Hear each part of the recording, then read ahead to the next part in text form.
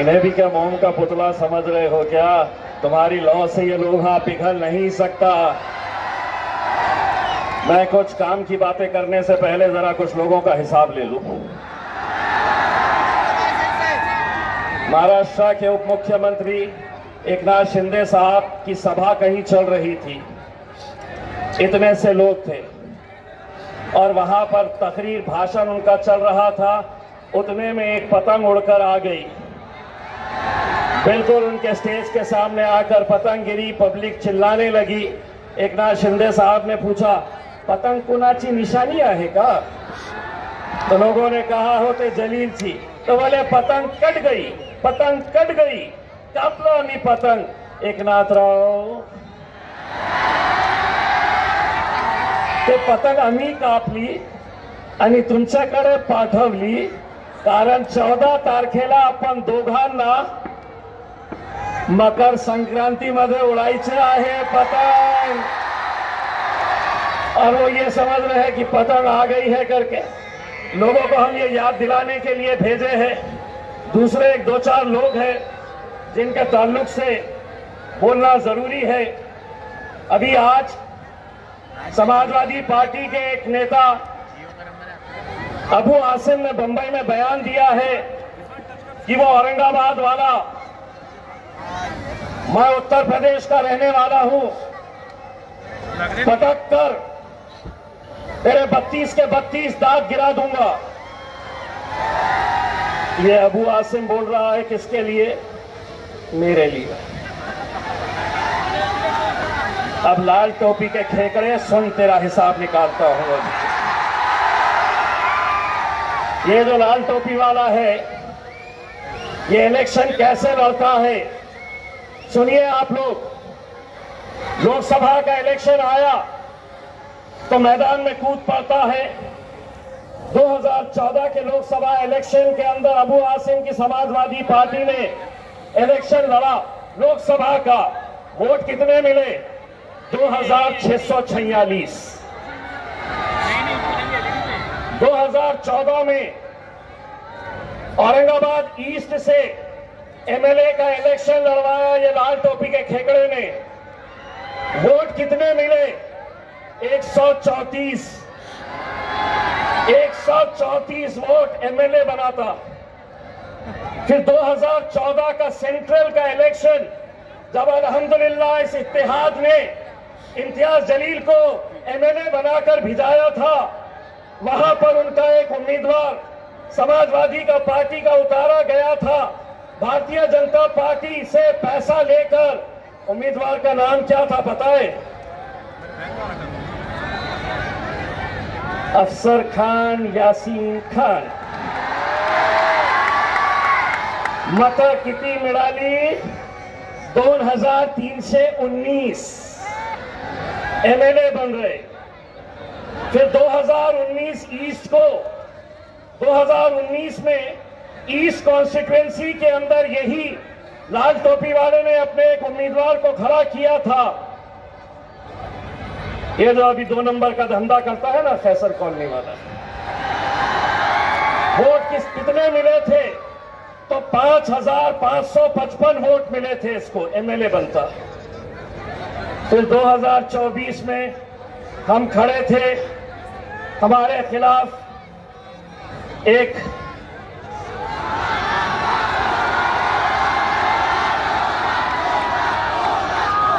उसको खड़ा किया। उसको वोट कितने मिले? तो 5900। अबे लाल टोपी वाले सुन, इतने वोटों में तो तेरा एक कॉर्पोरेटर भी नहीं बन सकता है और तू एमएलए और एमपी बनाने के लिए चला है। और भाषा ऐसी इस्तेमाल कर रहा है कि मैं पटक के 32 दांत तोड़। मैं सुन, मेरा बचपन में एक दांत टूट चुका है, 31 ही है मेरे को। एक दूसरा नेता कांग्रेस का, उसका नाम है, कांग्रेस का नेता है, उसने आज के दिन बयान दिया। नहीं, अजीत दादा का बेटा पार्टी का है, इब्राहिम भाईजान बंबई में। उसने भाषण देते देते बोला वो बड़ी शेरवानी और वो छोटी शेरवानी दोनों आए थे और पब्लिक को बोला, अब बोले ये बड़ी शेरवानी और दो छोटी शेरवानी दोनों की शेरवानी फाड़ना है, फाड़ना है। नीचे से पब्लिक में से आवाज आई, छोटे के मुंह तो तू लगी मत, तेरे को फाड़ देंगे। ये यहां पे आके बैठे हैं, बस ऐसा लगता है कि अपन कुछ भी बोल दो और हम सुन लेंगे। अभी तो जहां जहां महफिल सज रही है औरंगाबाद में, अकबर भाई यकीन मानिए बड़ी बड़ी महफिलें सजा रहे हैं, हर पार्टी वाले महफिल उनकी सज रही है और चर्चा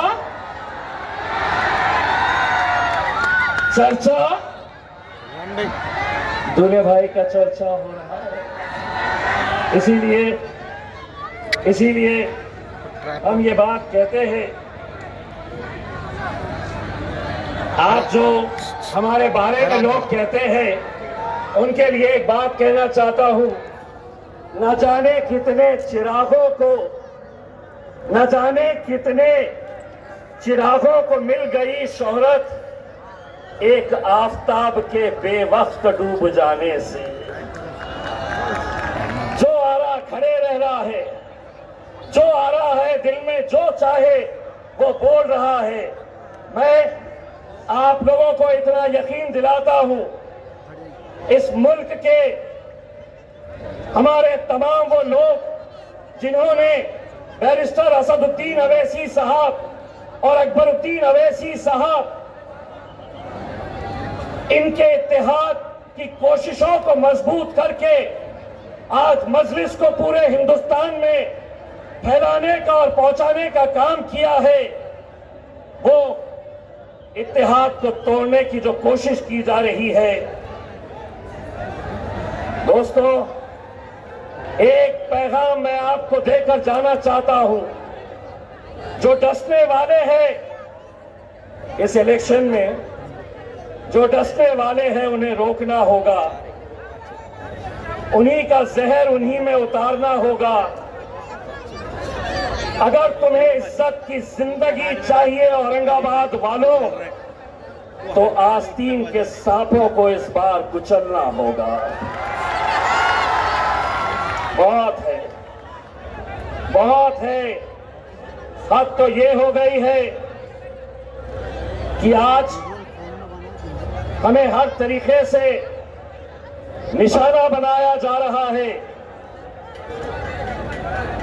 एकनाथ शिंदे साहब का भाषण सुन के आ रहा था मैं, बोले थे औरंगाबादचं नाव बदलण्याच्या बाबतीत विरोध केला होता। जे औरंगजेबला मानणारे आहे, सुनो एकनाथराव, हम औरंगाबाद में पैदा हुए हैं और इंशाअल्लाह औरंगाबाद में ही मरेंगे हम। तुम्हें जो चाहे, जिस नाम से चाहे तुम पुकार लो, लेकिन हमारे लिए, मैं नौजवानों से ये अपील करूंगा, एसीपी साहब आपसे दरखास्त कर रहे हैं कि जो बैरिकेड्स है वो बैरिकेड्स के ऊपर जोर ना डाले, क्योंकि आप ये समझ ले कि वो बैरिकेड्स अगर गिर गए तो हमारी माएँ और बहनें यहां पर बैठी हुई है। ऐसी कोई हरकत ना करे कि जिसकी वजह से हमारी मस्तूरात, हमारी माएँ और बहनों को तकलीफ होगी। खास तौर से यहां पर कुछ नौजवान, मैं उन लोगों से अपील करूंगा कि आप लोग इस बैरिकेड के ऊपर जोर ना डालें। मैं आप लोगों को ये बताना चाहता हूं इस मौके के ऊपर, ठीक है बहुत सारे लोग हमसे खफा हुए थे, लेकिन आज अल्हम्दुलिल्लाह मजलिस की मोहब्बत बैरिस्टर असदुद्दीन अवैसी साहब और अकबरुद्दीन अवैसी साहब से बेपनाह मोहब्बत करने वाले मेरे ये जियाले, मेरे ये नौजवान, आज कितने सारे लोग जो कल तक हमारे साथ नहीं खड़े थे, आज वो हमारे साथ स्टेज के ऊपर मौजूद है। आज बुटी लाइन से इरफान शेरा आया है, आज शाकिर भाई आए हैं, आज बहुत सारे हमारे ऐसे साथी जो मजलिस को मजबूत करने के लिए उन्होंने बैरिस्टर असदुद्दीन अवैसी साहब और अकबर अवैसी साहब की ज़ेरे क़यादत मजलिस के अंदर शमूलियत हासिल की। 15 तारीख के दिन आपको क्या करना है? 15 तारीख के दिन ईवीएम मशीन, भाई सुनिए आपकी जरा सी गलती, हमारी ये जो माए और बहनें बैठी हुई है, मेहरबानी करके तमाम वो नौजवान पीछे से कोई धक्का ना दे, क्योंकि अभी सही मानों में अगर है, पीछे वालों जरा सुनो, अगर मजलिस के हैं तो सुनो, अगर भाजपा की तरफ से आए हैं तो करो हंगामा। हमें मालूम है आप मजलिसी है और कट्टर मजलिसी है। अभी तो क्या है, हम आए हैं, अभी बादशाह अकबर साहब आने वाले हैं और अकबर बादशाह आने के बाद 16 तारीख के दिन महानगर पालिका के अंदर हुकूमत भी आने वाली है, क्योंकि हुकूमत बादशाहों के पास ही रहती है और अकबर बादशाह से बड़ा कौन बादशाह है साहब हिंदुस्तान के अंदर। अगर ये नाम से, अगर एक ऐसा नाम जिसको सुनकर हिंदुस्तान के वजीर आजम की भी नींद उड़ जाती है, उस शख्स का नाम है, बोलो क्या नाम है?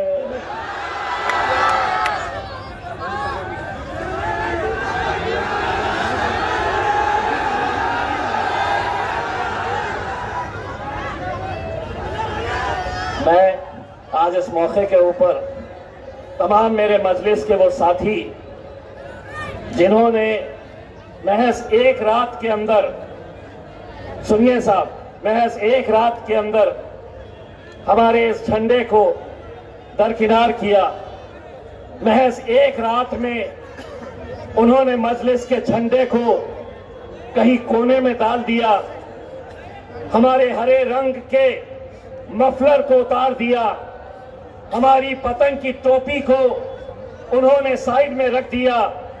मैं उन लोगों से यह अपील करना चाह रहा हूं, वक्त अब भी है इत्तेहाद की खातिर। कल बैरिस्टर असदुद्दीन अवैसी साहब के 2 जलसे हैं, एक नारेगांव मिसरवाड़ी में है और दूसरा चंपा चौक में। मैं हाथ जोड़कर मेरे उन साथियों से अपील करना चाहता हूं कि इत्तेहाद की खातिर असद भाई के स्टेज के ऊपर आ जाओ और मजलिस के झंडे को और मजबूत करो मेरे भाई। हम खुले दिल से तुम्हारा इस्तकबाल करने के लिए तैयार हैं, खुले दिल से, लेकिन ये इत्तेहाद को मत तोड़ो मेरे भाई। ये इत्तेहाद बड़ी मुश्किल से 2014 में जब अकबरुद्दीन अवैसी साहब यहां पर आए थे, पहला एमएलए, उस वक्त अकबर भाई शरद पवार ने कहा था, हे जे निवडून आलेला आहे ना आमदार, ते ऍक्सिडेंट आहे। मी म्हटलं होतं जेव्हा जेव्हा निवडणूक होईल असे ऍक्सिडेंट्स होतच राहणार। फिर 2015 यही मैदान, अकबर भाई आपको याद होगा, उस वक्त मैं अकबर भाई मैं दिल से ये बात कह रहा हूं, हम लोग महज 15 सीटों के ऊपर थे। हमारा यकीन था कि हम सिर्फ 15 सीटें निकालने वाले थे, कोशिश जारी थी और इसी मैदान के ऊपर फिर अकबर बादशाह आए। इसी मैदान के ऊपर जो आखिरी भाषण था, वो आखिरी भाषण ऐसा था अकबर भाई का कि 15 के 16 हो गए, यही गए, 16 के 17 हो गए, 17 के 20 हो गए और 20 के 26 हो गए। तो सिर्फ और सिर्फ अकबर भाई की वजह से हुआ था। उनकी उस तकरीर ने लोगों के जहनों को बदला था मेरे भाई। इस बार भी आज का भाषण आप समझ रहे होंगे कि सिर्फ आप ही लोग सुन रहे हैं, वो भी सुन रहा है, वो भी सुन रहा है। समझ गए ना?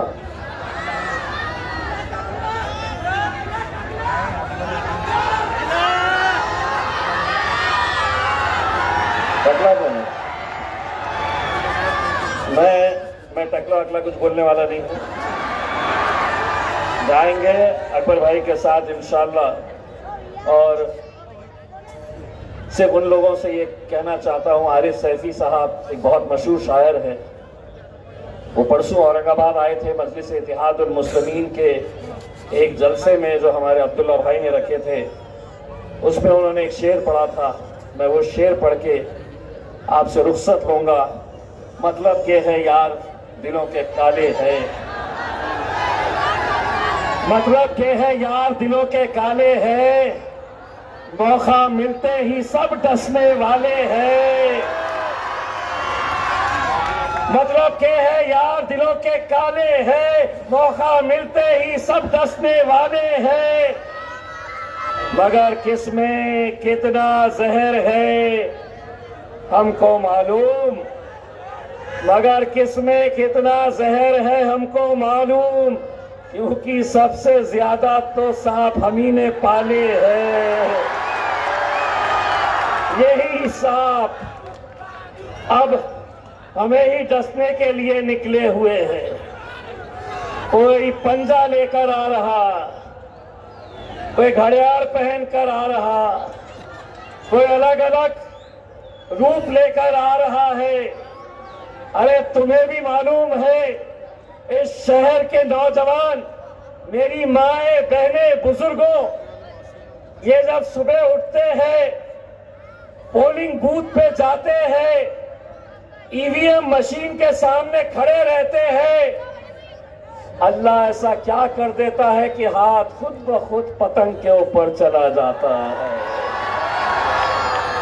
इस बार कहीं 2 ईवीएम मशीन रहेंगे, कहीं 3 रहेंगे, कहीं 4 रहेंगे। ना किसी का नाम ढूंढो, ना देखो कि किसका कौन सा नंबर है। जहां पर पतंग दिखी,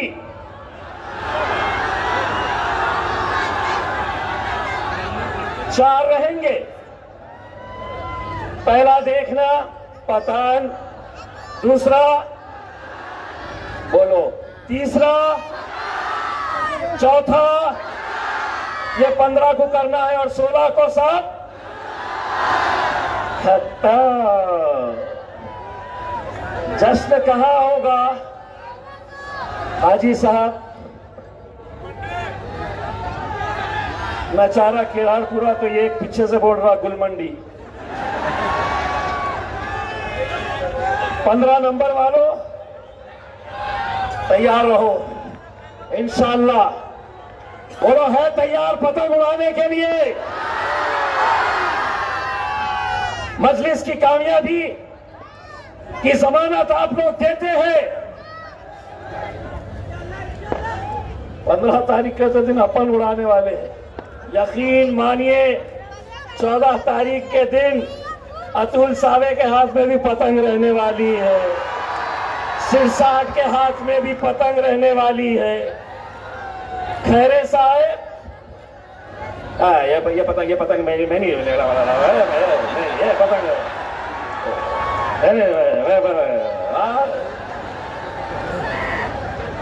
सब। इसीलिए मैं तमाम, देखिए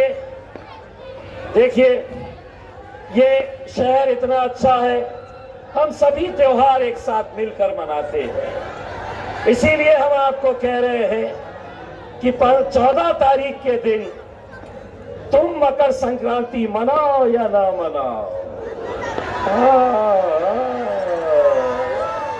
हम जरूर मनाएंगे इंशाअल्लाह। और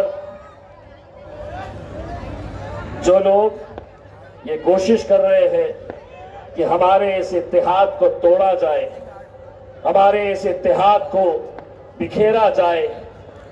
आज जो लोग हम पर ये उंगली उठाकर कहते हैं कि मजलिस एमआईएम असदुद्दीन अवैसी कट्टर जमात है, अकबरुद्दीन अवैसी, अकबर भाई से तो अकबर भाई ने बोल दिया इलेक्शन कब है, तारीख बता दिया अकबर भाई ने, मुझे बोलने की जरूरत नहीं है।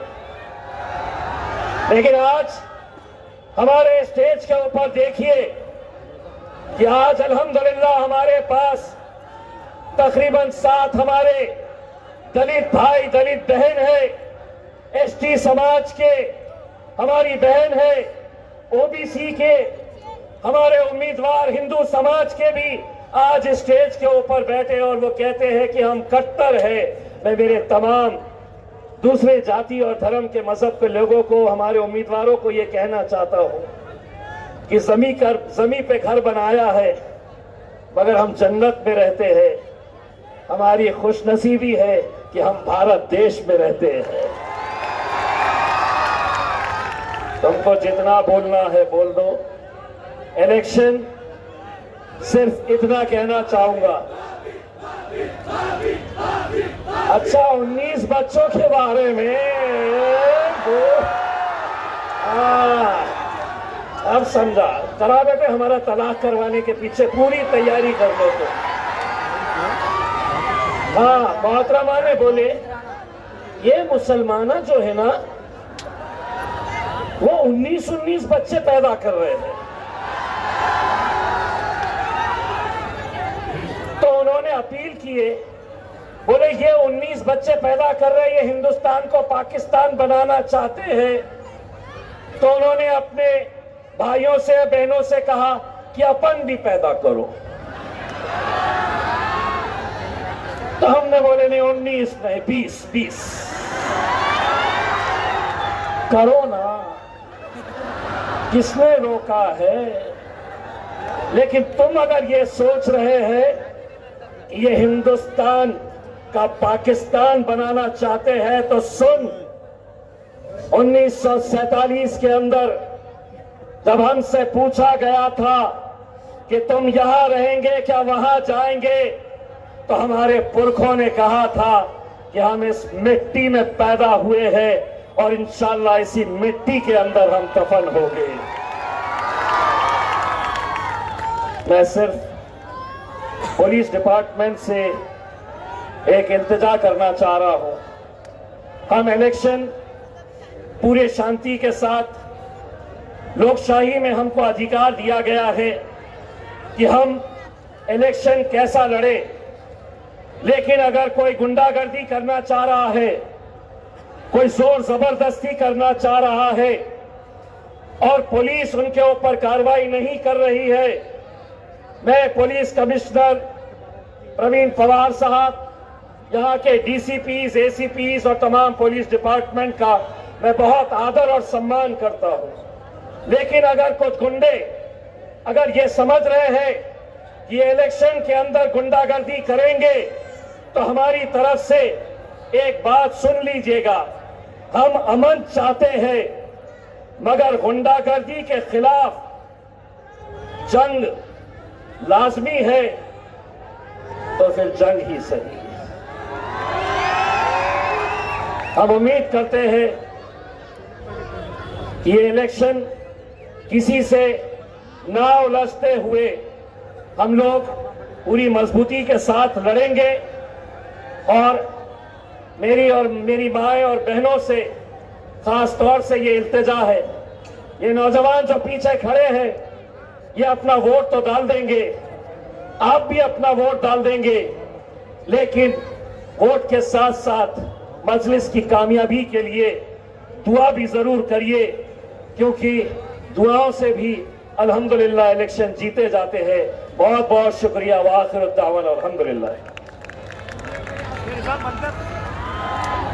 हमारे साथी जनाब भिंगारे साहब और इरफान शेरा साहब आली जनाब अकबरुद्दीन ओवैसी साहब का इस्तकबाल करना चाहते हैं। मैं उनसे गुजारिश करता हूं कि फौरी तौर पे आली जनाब अकबरुद्दीन ओवैसी साहब, आली जनाब इम्तियाज जलील साहब का इस्तकबाल करें।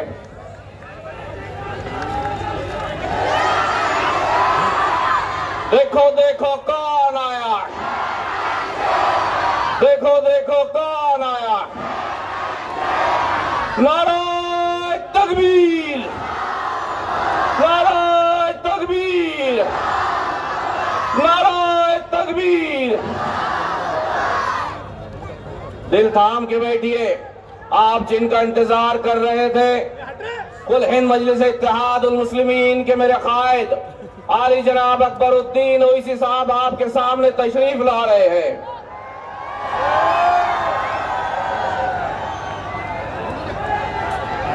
देखो देखो कौन आया, देखो देखो कौन आया।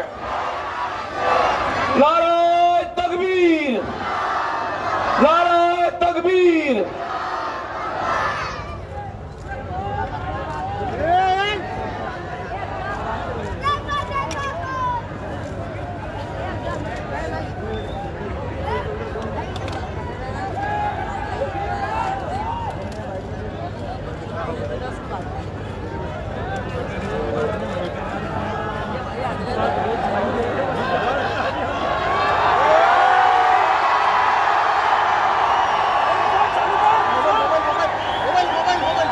औज़ुबिल्लाहि मिनश्शैतानिर्रजीम, बिस्मिल्लाहिर्रहमानिर्रहीम। सैनशीन पर तशरीफ फरमा महाराष्ट्र कुल हिंद मजलिस इत्तेहादुल मुस्लिमीन के सदर व साबिक़ रुकन पार्लियामेंट जनाब इम्तियाज जलील साहब, मजलिस इत्तेहादुल मुस्लिमीन के बैनर पर, टिकट पर लड़ने वाले सारे उम्मीदवार, कायदीन मजलिस, सुनने वाले बुजुर्गों, नौजवान साथियों और मेरी इज्जत मां पर्दानशीन मां और बहनों, इंतखाबात का वक्त है। इंतखाबी सरगर्मियां उरूज पर है और एक दो दिन बाद इंतखाबी सरगर्मियों का इख्तिताम होगा और ये इंतखाबात जमहूरियत को न सिर्फ मजबूत करते हैं या जमहूरियत का हिस्सा है, बल्कि इंतखाबात एक जश्न है जमहूरियत का, जो हर शहरी इस जश्न को मनाता है। कोई उम्मीदवार बनकर जश्न मनाता है तो कोई नारे लगाकर जश्न मनाता है, तो कोई जलसों में तकरीर कर कर जश्न मनाता है, तो कोई जलसों में शिरकत करके इस जमहूरियत का जश्न मनाता है, तो कोई पदयात्रा के जरिए इस जश्न का हिस्सा बनता है। और आज जमहूरियत के इस जश्न को आपके साथ मनाने के लिए मैं जरूर खड़ा हूं, लेकिन मैं इस जलसे के जरिए हिंदुस्तान की सबसे बड़ी अक़लियत मुसलमान के ऊपर होने वाले मज़ालिम, वो नाइंसाफी, वो हक़ तलफी के दर्द को बयान करते हुए उन मजलूमों के दर्द को आपके साथ में बांटने के लिए आया हूं। अगर मैं ये बात कहूं तो लोग शायद एतराज करें कि आपने अपनी तकरीर का आगाज हिंदुस्तान की सबसे बड़ी अक़लियत मुसलमानों को मजलूम कह के मुखातिब किया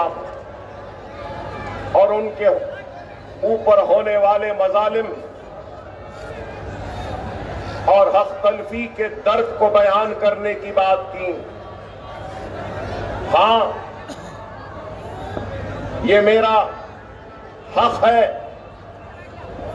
और मुझे इस हक से कोई महरूम नहीं कर सकता। ये बात मैं इसलिए कह रहा हूं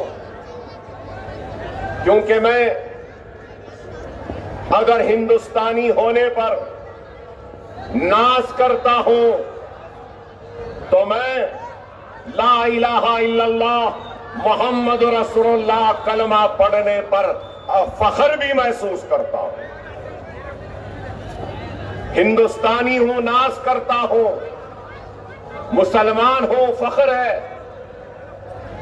लेकिन आज जिंदगी के हर शोबे हयात में हिंदुस्तान की सबसे बड़ी अक़लियत मुसलमानों के साथ नाइंसाफी हो रही है, हक तलफी हो रही है, उनके ऊपर मजालिम ढाए जा रहे हैं, उनको कर्ब भरी जिंदगी गुजारने पे मजबूर किया जा रहा है, तो उनको मुसीबतों और मसाइल में मुब्तला किया जा रहा है।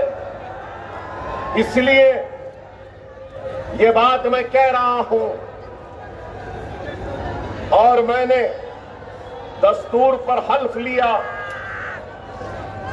और जब एक इंसान और एक मुंतखब होने वाला नुमाइंदा, चाहे वो असेंबली के इंतखाबात में मुंतखब हो या पार्लियामेंट में हो, वो हल्फ लेता है तो जिम्मेदारी होती है कि वो सबसे पहले उसकी आवाज बने जो मजलूम है, सबसे पहले उसकी आवाज और उसकी हक की लड़ाई लड़े जिसकी हक तलफी हुई है, सबसे पहले पिछड़े हुओं की आवाज बने जो आखिर में है, उनको आगे बढ़ाने की कोशिश करे। ये जिम्मेदारी को निभाना मेरे लिए सिर्फ एक जिम्मेदारी नहीं बल्कि ये दस्तूरी जिम्मेदारी भी है कि पिछड़े हुए का साथ दूं, कमजोर का हाथ थामूं, मजलूम की आवाज बनूं, हक तलफी पर आवाज बुलंद करके हक दिलाऊं और इंसाफ की पुकार लगाऊं और जालिम के खिलाफ अपनी आवाज को बुलंद करूं। मुल्क के हालात आपके सामने है। इंतखाबात तो आते हैं और चले जाते हैं। हिंदुस्तान की आजादी से लेकर आज की तारीख तक कई इंतखाबात हुए और इंतखाबात में कई लोग मुंतखब हुए, कई कॉरपोरेटर्स बने, कई एमएलएज बने, कई एमपीज बने, कई मेयर्स बने, कई चेयरमैन बने, कई मिनिस्टर्स बने स्टेट कैबिनेट में, तो कई मरकजी मिनिस्टर्स भी बने कैबिनेट में, तो कई वजीर आजम बने और कई चीफ मिनिस्टर्स भी बने। आज मैं यहां पर खड़े होकर ये सवाल करना चाहता हूं उन लोगों से जो मजलिस पे तनकीद करते हैं, मजलिस पर इल्जाम लगाते हैं। मैं उनसे पूछना चाहता हूं, क्या हिंदुस्तान के मुसलमानों ने, हिंदुस्तान के दलितों ने, क्या हिंदुस्तान के पिछड़े समाज ने क्या हर किसी का साथ दिया या नहीं दिया? नेहरू का साथ दिया, लाल बहादुर शास्त्री का साथ दिया, इंदिरा गांधी का साथ दिया, मोरारजी देसाई का साथ दिया, फिर इंदिरा गांधी का साथ दिया, राजीव गांधी का साथ दिया,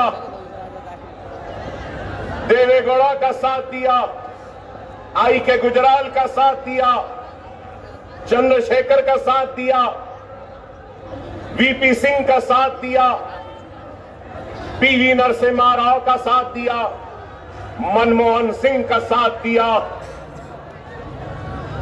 हर किसी का साथ दिया, इस उम्मीद के साथ, इस तवक्को के साथ कि हमको हमारा हक मिलेगा और दस्तूर ने हमको जो इख्तियारात दिए हैं वो इख्तियारात हमको मिलेंगे। हर किसी का साथ दिया इस उम्मीद, इस तवक्को में कि हमको न सिर्फ हमारा हक मिलेगा बल्कि हमारी परेशानी दूर होगी, हमारे महल्ले जात में तरक्कियाती सरगर्मियां आएंगी। इस उम्मीद के साथ दिया कि बैंक से हमको कर्ज़जात दिए जाएंगे। इस उम्मीद के साथ साथ दिया कि तालीमी पसमानदगी दूर होगी। इस उम्मीद के साथ साथ दिया कि माशी परेशानी व बदहाली दूर होगी, हमारे बस्तियों में खुशहाली आएगी, हमारी नौजवान नस्ल का मुस्तकबिल रोशन होगा और तारीकी हटेगी और नए उजाले आएंगे। लेकिन अफसोस, बताओ आज सरकारी मुलाजिमत में मुसलमानों का तनासुब क्या है? आज अगर हम तालीम के मैदान में देखते हैं तो सबसे कम 10 पास होने वाले अगर इस मुल्क में अगर कोई है तो वो मुसलमान हैं। सबसे ज्यादा ड्रॉप आउट लेवल तालीम में अगर किसी का है तो वो मुसलमान का है। ग्रेजुएट्स कम है तो मुसलमान, डॉक्टर्स कम है तो मुसलमान, इंजीनियर्स कम है तो मुसलमान, लॉयर्स कम है तो मुसलमान, आर्किटेक्ट्स कम है तो मुसलमान, साइंटिस्ट कम है तो मुसलमान। हर जिंदगी के हर शोबे हयात में सबसे पीछे, सबसे आखिर, सबसे पिछड़ा हुआ अगर कोई है तो वह हिंदुस्तान की सबसे बड़ी अक़लियत मुसलमान है। तो क्या ये नाइंसाफी नहीं?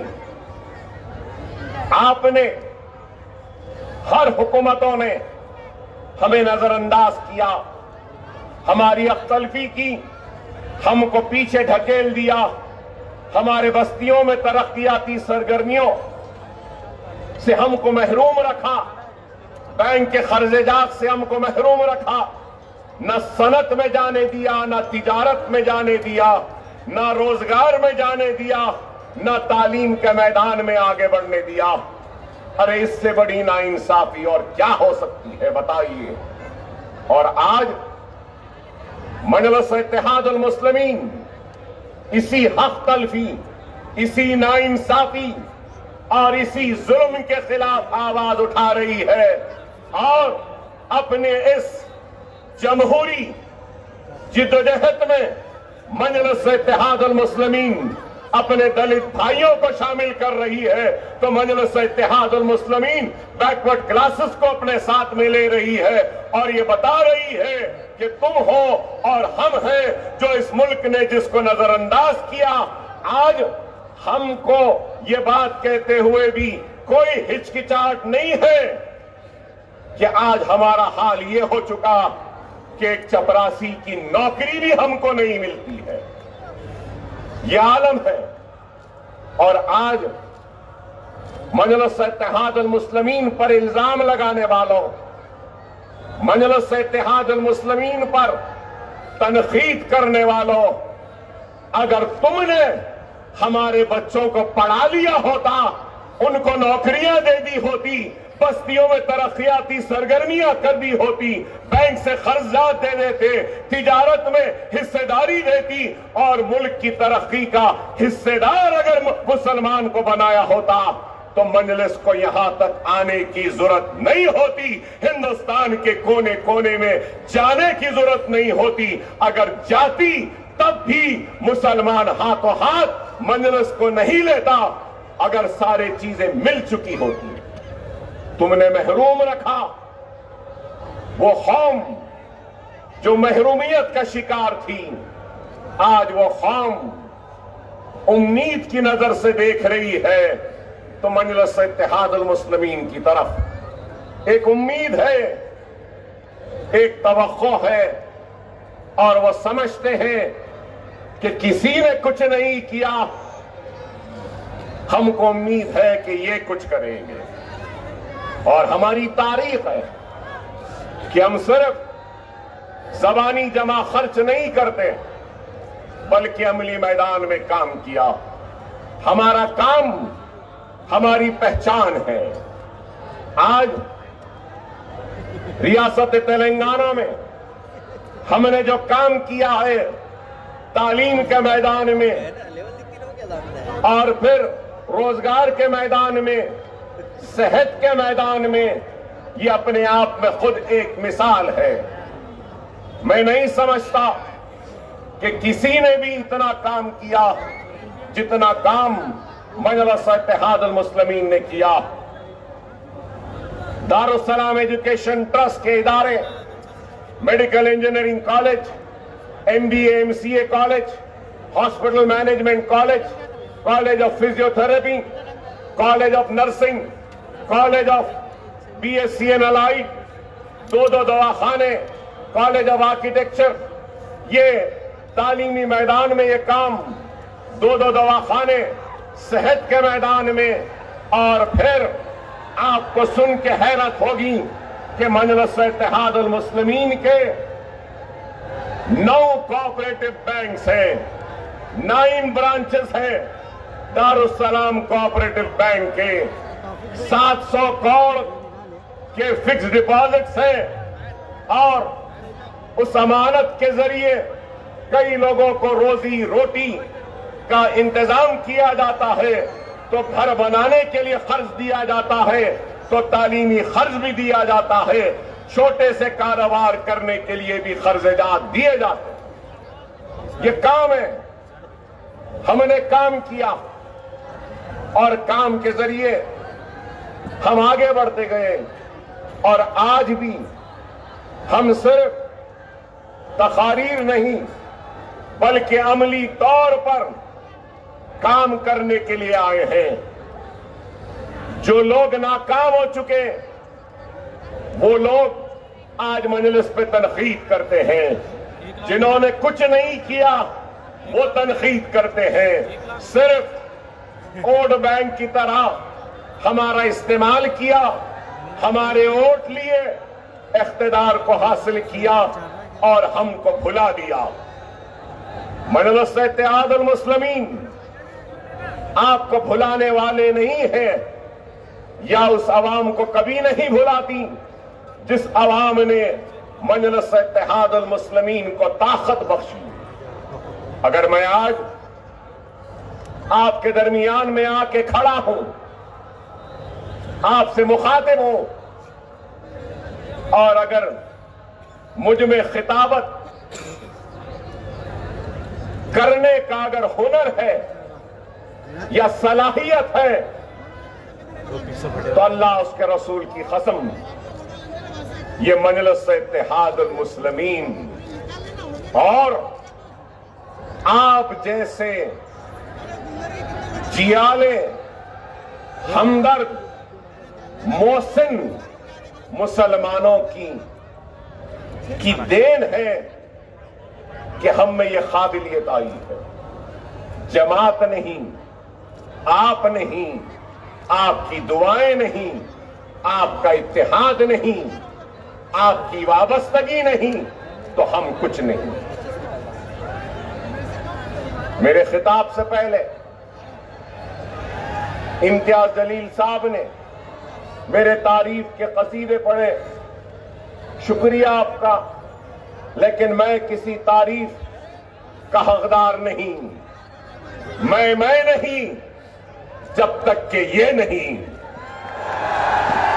मैं हूं तो इनकी वजह से हूं, मेरे अल्फाज इनकी वजह से है, मेरी ताकत इनकी वजह से है, मेरा जोश इनकी वजह से है, मेरा जुनून इनकी वजह से है, मेरी हिम्मत इनकी वजह से है, मेरी ललकार इनकी वजह से है। अगर ये नहीं तो मैं नहीं, मेरी जमात नहीं तो हम सब कुछ नहीं। खुदारा इस बात को समझो, हम जो कुछ भी है जमात से है, जितना भी है जो भी है जमात से है, और जमात रोजे क़यामत तक कायम व दायम रहेगी। चाहे हम रहे या ना रहे, अल्लाह को प्यारे हो जाएंगे, जमीन की ग़िज़ा बन जाएंगे, लेकिन जमात कायम व दायम रहेगी। ये काम अल्लाह का काम है। अल्लाह का काम किसी का मोहताज नहीं रहता। अल्लाह जिससे चाहे उससे काम ले लेता है। ये तो अल्लाह का शुक्र है कि अल्लाह सुब्हाना व तआला हम जैसे गुनहगारों से काम ले रहा है, हम जैसे नाकारा लोगों से काम ले रहा है, हम जैसे बेकार लोगों से काम ले रहा है, हम जैसे लोग जो गलतियों का पहाड़ है, अल्लाह हमसे काम ले रहा है। अल्लाह का काम हमारा मोहताज नहीं है, हम अल्लाह के मोहताज हैं। इस चीज को याद रखो। लोग आएंगे जाएंगे, जमात कायम व दायम रहेगी। अल्लाह का काम किसी के लिए रुकने वाला नहीं, अल्लाह का काम किसी के लिए थमने वाला नहीं। अल्लाह जिससे चाहे उससे काम देंगे। खुदारा मेरे प्यारे भाइयों, समझो, वक्त की नजाकत को समझो। मैं तुम्हारे जोश की कदर करता हूं, मैं तुम्हारे जोश की कदर करता हूं, मैं तुम्हारे जुनून का एहतराम करता हूं, मैं तुम्हारे जज्बे को सलाम करता हूं, तुम्हारी मोहब्बत पे अपने आप को कुर्बान करता हूं। मगर खुदारा वो कौम जिसके पास सिर्फ जोश है और होश का दामन उसके पास नहीं, वो कौम नाकाम होती है। खुदारा अपने जोश पे काबू रखो। तुम मुझे सुनने आए हैं, मैं तुम्हें सुनाने आया हूं, लेकिन मैं अपने आवाज को तुम तक नहीं पहुंचा रहा हूं। मैं अपने दर्दमंद मुस्लिम भाइयों के दर्द को तुम्हारे साथ बांटने आया हूं।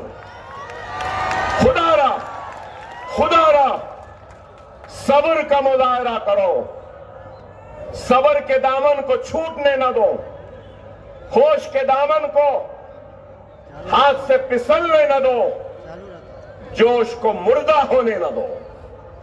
वो कौम जिसके पास सिर्फ जोश है, वो कौम कामयाब नहीं होती।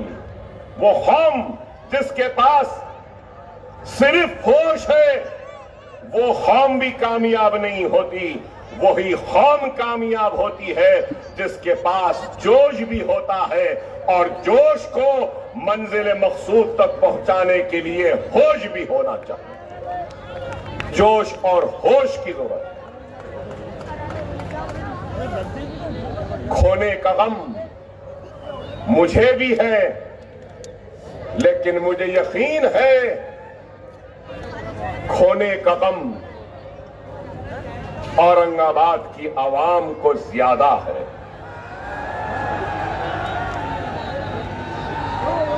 क्या खोने का गम नहीं क्या खोने का दर्द नहीं?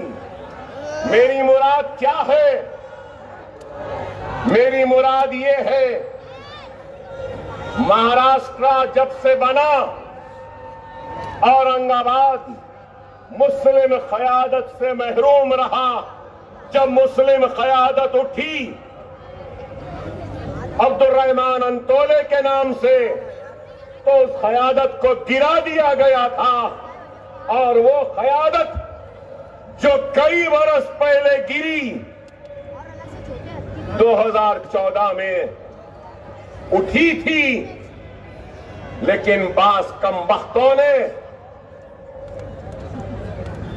उस उठी हुई क़यादत को गिराने की साजिशें की। क्या तुमको गम नहीं पार्लियामेंट सीट के हाथ से जाने की? क्या तुमको दर्द नहीं असेंबली की निशिस्त के जाने का, खोने का? क्या तुमको इस बात का एहसास नहीं कि जिस मेहनत, जिस कुर्बानी, जिस जज्बे और जिस मेहनत के बाद हमने जो बनाया था, उसको बिखेरने की साजिशें हो रही है। खुदारा समझो, जमाती जिंदगी में शख्सियतों की अहमियत नहीं होती। जमात की अहमियत, इत्तेहाद की अहमियत। एक इत्तेहाद पैदा हुआ और इस इत्तेहाद को देखकर लोग रश करने लगे, हैरत में थे कि आखिर कैसा औरंगाबाद से पार्लियामेंट मजलिस जीत गई। लोग हैरत कर रहे थे कि कैसे इम्तियाज जलील साहब जीत गए। लेकिन मैं कहूंगा कि बेशक ये मजलिस की जीत थी, बेशक मजलिस के उम्मीदवार इम्तियाज जलील की जीत थी, लेकिन मजलिस वो इम्तियाज जलील से ज्यादा ये आपके इत्तेहाद की जीत थी, आपकी मेहनत की जीत थी, आपकी दुआओं की जीत थी, ये आपकी कोशिशों की जीत थी, ये आपके रोजों की नमाजों की, दुआओं की, इबादतों का सिला था जो कामयाबी के शक्ल में आपको मिला। और मैं बगैर किसी हिचकिचाहट के कहूंगा कि मजलिस इत्तेहादुल मुस्लिमीन इम्तियाज जलील साहब पर और मुझ पर बहुत बड़ा एहसान किया। आपने इत्तेहाद को पैदा करके अपनी आवाज को पार्लियामेंट में पहुंचाकर, बहुत बड़ा एहसान। खुदारा समझो इस बात को, लम्हों ने खता की थी, सदियों ने सजा पाई है। आज जोश है, जज्बा है, मोहब्बत है, लेकिन इस जोश, इस मोहब्बत में इस्तिराब भी है, बेचैनी भी है। अरे इस बेचैनी को दूर करो, मुस्तरिब दिलों में, कल्ब में इत्मीनान को पैदा करो। और वो इत्मीनान पैदा होगा तो किस चीज से होगा? सब्र से होगा। अल्लाह की जो भी मर्जी, अल्लाह ने कामयाबी देकर हमको आजमाया तो अल्लाह ने शिकस्त देकर भी हमको आजमाया। खुदारा समझो, हमने असेंबली खोया, हमने पार्लियामेंट खोया। क्या मेरे प्यारे भाइयों और बहनों, क्या अब औरंगाबाद के मेयर को भी तुम खोना चाहते हो? क्या तुम खोना चाहते हो? औरंगाबाद का नाम तो बदल गया।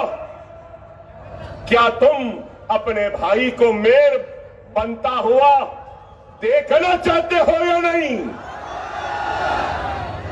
तो आपको फैसला करना होगा, आपको फैसला करना होगा।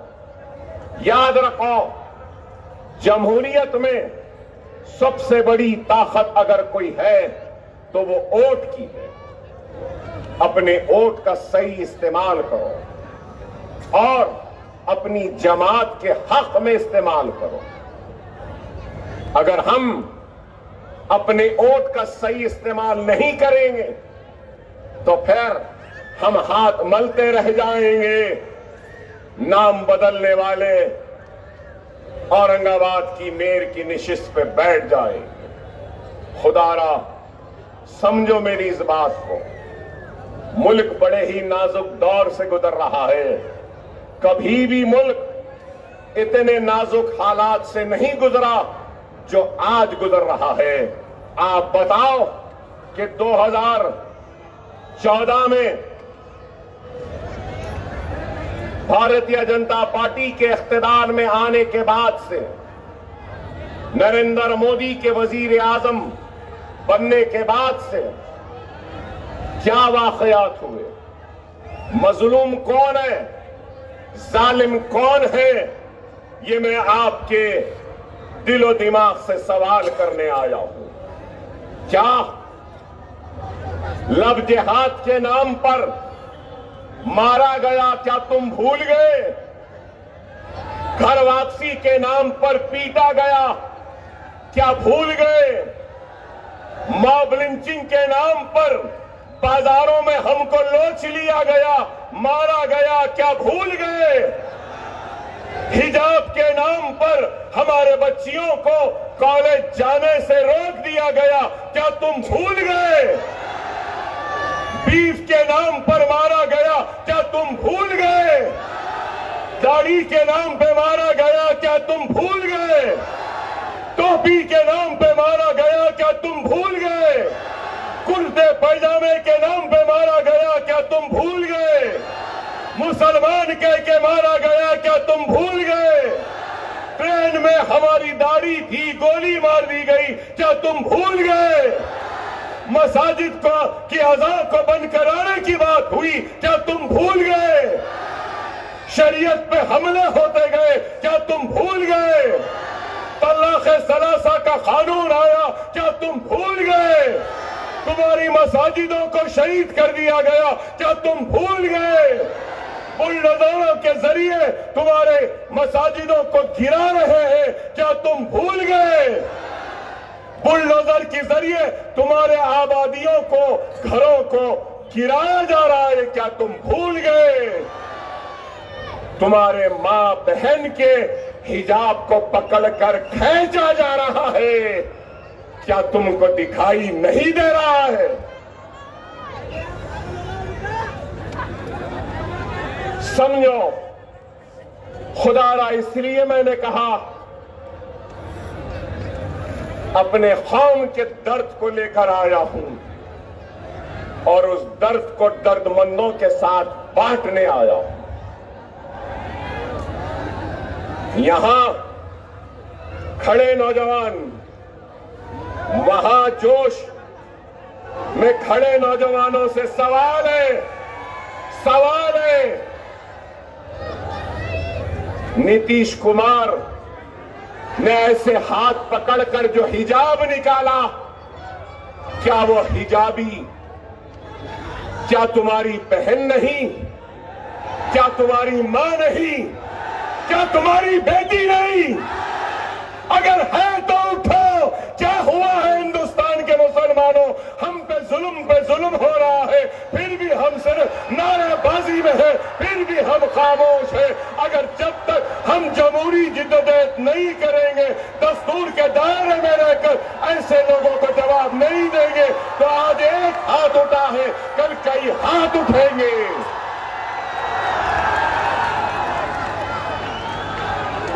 क्या वो तुम्हारी मां नहीं? क्या वो बुलडोजरों की जद में आते हुए मसाजिद, क्या तुम्हारे अल्लाह के घर नहीं? क्या वो बुलडोजरों के जरिए गिराए जाने वाले घर क्या तुम्हारे भाई बहन के घर नहीं? वो जेलों में बरसों से सड़ रहा नौजवान, क्या तुम्हारा भाई नहीं? सोचो, खुदारा समझो, अरे मैं दर्द लेकर आया हूं, एक फिक्र लेकर आया हूं। आखिर कब बेदार होगे? कब बेदार होगे? दुनिया का कानून होता है, जिस पे जुल्म होता है वो मजलूम कौम मुत्तहिद होती है। लेकिन बताओ, मसाजिदों की शहादत क्या तुम्हारे ऊपर जुल्म नहीं? शरीयत का मजाक क्या तुम्हारे ऊपर जुल्म नहीं? बुलडोजरों के जरिए तुम्हारे घरों को गिराना क्या जुल्म नहीं? बीफ के नाम पर मारना, पीटना, जान ले लेना क्या जुल्म नहीं? गुजरात के फिसाद में एक हिंदुस्तानी मुस्लिम औरत की इस्मत को लूटने वालों को रिहाई देना, क्या ये नाइंसाफी नहीं? अरे जुल्म पे जुल्म हो रहा है, और जिस पे जुल्म हो रहा है वो मजलूम कौम मुत्तहिद होना नहीं चाहती। याद रख लो, याद रख लो, अल्लाह कुरान में इरशाद फरमा रहा है कि मैं उस वक्त तक बंदे की मदद नहीं करूंगा जब तक कि वो खुद अपनी मदद नहीं करता। खुदारा उठो, उठो। मैं तुमसे ये नहीं कह रहा हूं कि जाओ लड़ो, बाजारों में नारे लगाओ, नहीं कह रहा हूं। मैं तुमसे यही कह रहा हूं कि इन हालात को देखकर अपने इख्तिलाफात को दूर करो, अपने एक भाई को माफ करो, और अपने किसी भी वजह से अगर कोई मोमिन भाई अगर तुम्हारा दुश्मन बना है, तुम जिसको सलाम नहीं करते उसको सलाम करना शुरू कर दो। अगर किसी भाई से दूर है तो उसको करीब ला लो और एक हो जाओ। ये वक्त एक होने का है, ये वक्त करीब आने का है, एक दूसरे से दूर होने का वक्त नहीं है। समझो मेरे भाई, समझो, खुदारा समझो। दुश्मन पूरी तैयारी से आ रहा है तुमको तबाह करने के लिए, लेकिन तुम सिर्फ बेरा रवी की जिंदगी गुजार रहे हो, समझना नहीं चाहते। तुमको सिर्फ चाहिए तो क्या, इसको कुछ बोल दो, उसको कुछ बोल दो, ऐसे बोल दो, वाह वाह वाह, चीखते चिल्लाते। मैं कोई मदारी नहीं, मैं कोई मदारी नहीं, मैं कोई मस्खरा जोकर नहीं हूं। मैं तुम्हारा दर्द को महसूस करने वाला दर्दमंद रसूल अल्लाह का गुलाम हूं, जो रसूल अल्लाह के उम्मतियों के सामने आया है, फरियाद लेकर आया है। खुदारा समझो, अगर अभी भी नहीं समझोगे तो मिट जाओगे, तुम्हारी दास्तान तक ना रहेगी दास्तानों में। खुदारा समझो, समझो मेरी तड़प को, समझो मेरी आह को, समझो मेरे दर्द को। अरे मेरी आंख रो रही है, मेरी बहन मेरी बेटी के हिजाब को खींचा गया। अरे मेरा सीना फट रहा है कि मेरी मां, मेरी बहन, मेरे भाइयों ने जिस मेहनत से घर बनाया था वो घर तोड़ दिया गया। आप खड़े हैं, मैं खड़ा हूं, मौसम सर्द है, लेकिन क्या उन लोगों का आपको एहसास है जिनके घरों को बीजेपी के बुलडोजरों ने गिरा दिया? क्या उस तकलीफ का एहसास है? रसूलुल्लाह सल्लल्लाहु अलैहि वसल्लम की हदीस है कि वो मुसलमान जिसके सीने में दूसरे मुसलमान के दुख तकलीफ का एहसास नहीं, रसूलुल्लाह ने कहा वो मेरी उम्मत में से नहीं। तुम रसूलुल्लाह के उम्मती हो, तुम रसूलुल्लाह की उम्मती हो तो अपने सीने में दूसरे भाई के दर्द को महसूस करो, उम्मती होने का सबूत दो। खुदारा अगर हम आज भी नहीं उठेंगे तो फिर कभी भी नहीं उठे। अगर आज मैं मॉब लिंचिंग की मजम्मत कर रहा हूं, बीफ बैन के नाम पर मारने पर मैं मजम्मत कर रहा हूं, तो मैं यहां खड़े होकर बांग्लादेश में भी सनातन धर्म को मानने वाले हिंदुओं को भी झाड़ों पे लटकाकर जो दरिंदे मार रहे हैं, मैं उसकी भी मजम्मत करता हूं, क्योंकि वो इंसानियत का कत्ल है। मॉब लिंचिंग भी इंसानियत का कत्ल है। बांग्लादेश में हिंदू भाई को मारना भी इंसानियत का कत्ल है, तो बेगुनाह फलस्तीनियों को मारना भी जुल्म है, इंसानियत के खिलाफ है। हम सबकी मजम्मत करते हैं, हम सबकी मजम्मत करते हैं, लेकिन आज आपको और हमको खुदारा मुनज़्ज़म होना होगा, मुत्तहिद होना होगा। अगर हम मुनज़्ज़म नहीं होंगे, मुत्तहिद नहीं होंगे, तो फिर हम और कमजोर पड़ जाएंगे। सारे हिंदुस्तान में एक जमात है जो आपकी हक की लड़ाई लड़ रही है, एक लीडर है जो आपके हक की लड़ाई बगैर किसी से लड़ रहा है, तन्हा पार्लियामेंट में खड़ा है, आपकी अजमत के लिए, आपके विखार के लिए, आपके हक के लिए, आपकी नाइंसाफी पर आवाज उठाता है, तो वो बैरिस्टर असदुद्दीन ओवैसी है। खुदारा समझो,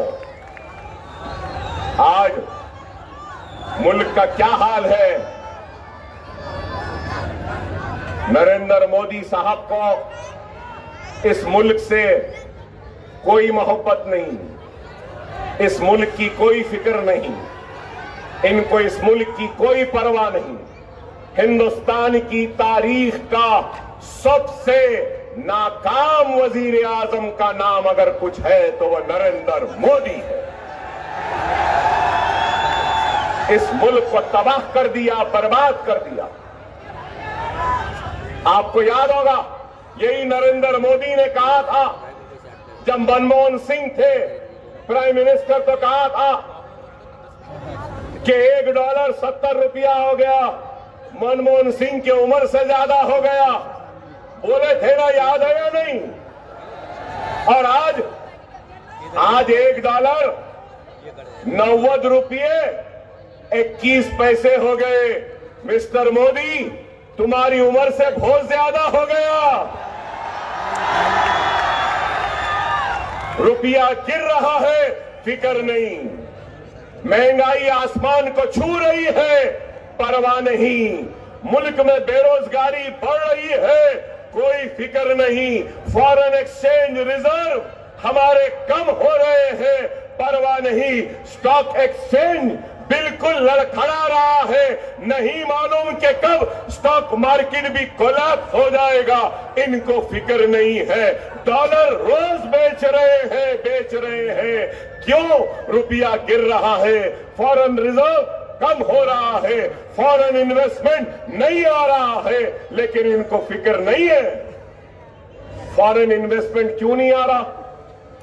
इसलिए नहीं आ रहा, अगर मैं $1 ला रहा हूं, $1 पे अगर कुछ कमा रहा हूं, तो कमाने के बाद डॉलर बढ़ रहा है, रुपया गिर रहा है, जितना कमाया पूरा अंदर हो रहा है। तो इन्वेस्टर्स नहीं है, लेकिन इनको इस मुल्क की फिक्र नहीं है। शौचालय शौचालय बोले, क्या शौचालय बने? 15 लाख बोले, क्या 15 लाख आए? सिर्फ धोखा, सिर्फ धोखा। क्या क्या बोले मुझे याद है, मुझे याद है क्या क्या बोले। 15 लाख आएंगे बोले, नहीं आए। कभी बोले वो नाले में से पाइप डाल के गैस निकाल सकते हैं, कभी प्लास्टिक सर्जरी, अरे क्या क्या नहीं बोले। और ये भी बोले मैं गरीब का बच्चा हूं, गरीब के घर से आया हूं, मैं चाय बेचता था, रेल की पटरियों के पास चाय की बंडी थी, चाय की केतली थी, लोग कभी कड़क चाय पूछते थे, कभी नरम चाय पूछते थे, कभी ऐसी चाय वैसी चाय, चाय चाय चाय चाय, चाय की केतली, चाय का पानी, चाय का चूल्हा, नरम चाय गरम चाय। अरे आप जो भी थे आज हमारे वजीर आजम है, वजीर आजम बनिए। फिर क्या बोले, मैं तो फकीर हूं, झोला लेके चले जाऊं, ये भी बोले। अरे ऐसा फकीर मैंने नहीं देखा। एक फकीर था बादशाह हो गया था, एक बादशाह था फकीर हो गया, लेकिन उस फकीर की फकीरी में भी बादशाहत थी। अफसोस के इस बादशाह के हर अमल में सिर्फ और सिर्फ यही है, खुदारा। अरे मैं पूछना चाहता हूं मोदी भक्तों से, आपसे नहीं, मोदी भक्तों से। मोदी का बहुत बड़ा भक्त है ना शिंदे, मोदी का बहुत बड़ा भक्त है फडणवीस। मैं पूछना चाहता हूं मोदी के भक्तों से, आप करप्शन को खत्म करेंगे बोले, मोदी साहब बोले कोई ना खाऊंगा ना खाने दूंगा। कोई नहीं पूछ रहे। इम्तियाज जलील साहब आप पूछना था 6500 करोड़ इलेक्टोरल बॉन्ड से कैसे आए, देने वालों ने क्यों दिया? क्या ये करप्शन नहीं है? क्या आपको कोई एक पैसा दिए, मजलिस को कोई दिए? मैं इतनी देर से पुकार रहा हूं, आपकी मोहब्बत मिल रही है, आपका जोश मिल रहा है, आपके नारे मिल रहे हैं, आपका जज्बा मिल रहा है, जो अल्हम्दुलिल्लाह पैसे से बढ़ के है। अरे अगर कोई पैसा दे रहा तो क्यों दे रहा? मोदी आप क्या दिए थे जो इलेक्टोरल बॉन्ड में आपको इतना पैसा मिला? अरे 6500 करोड़ तो व्हाइट है, ब्लैक कितना मिला होगा सोचो। फिर बड़े ईमानदार, मैं तो गरीब से घर से आया, मैं चाय बनाता था, मेरी बंडी थी। अरे फिर ये पैसा कहां से आया, किधर से आया? हर चीज में मिलावट, तेल में मिलावट, चावल में मिलावट, आटे में मिलावट, हर एक चीज में मिलावट थी। मैं तो पार्लियामेंट में नहीं था, इम्तियाज जलील साहब आप पार्लियामेंट में भी थे। क्या पार्लियामेंट में कोई कानून बनाया गया जिसमें यह कहा गया था कि पेट्रोल में एथेनॉल मिलाया गया? आप बोलो इन्होंने पेट्रोल को भी नहीं छोड़ा। पहले पेट्रोल प्योर नहीं है, आपको भी मालूम, मुझे भी मालूम। पेट्रोल पंप वाले पहले मिला रहे थे, और मोदी सरकार 15% एथेनॉल भी मिला दी। मतलब अब एथेनॉल में भी कितना पानी है, कितना एथेनॉल है, ये तो गडकरी साहब को ही मालूम, मुझे नहीं मालूम। गडकरी साहब को, क्योंकि उनके बेटे के पास वो जादू है इस वक्त एथेनॉल का।